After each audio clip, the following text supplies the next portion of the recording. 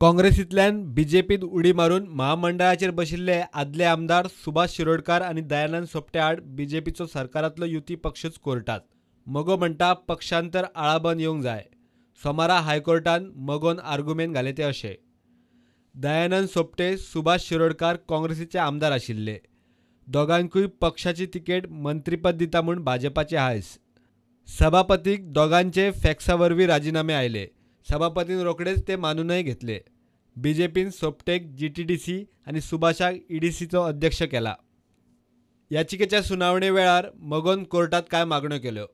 सोपटे आनी शिरोडकाराचे राजीनामे मानून घेवपाचो सभापतीचो 16 ऑक्टोबराचो निर्णय रद्द करपाची तांची मागणी।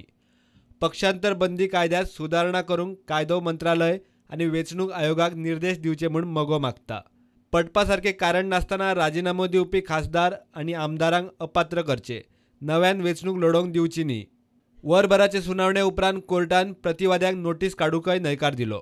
कोर्टान निरीक्षण नमूद केला त्या प्रमाण दोनूय आमदारांनी कायद्याक धरून पयलीं राजीनामे दिल्यात, उपरांत बीजेपीत प्रवेश घेतला। ते वेंचणुकेकूय तयार आसात म्हूण कोर्टाचे निरीक्षण। Adjourning the hearing for Friday, the High Court has directed the petitioner to produce any material indicating that both the MLAs have not resigned voluntarily. Mukesh Kumar for Prudent.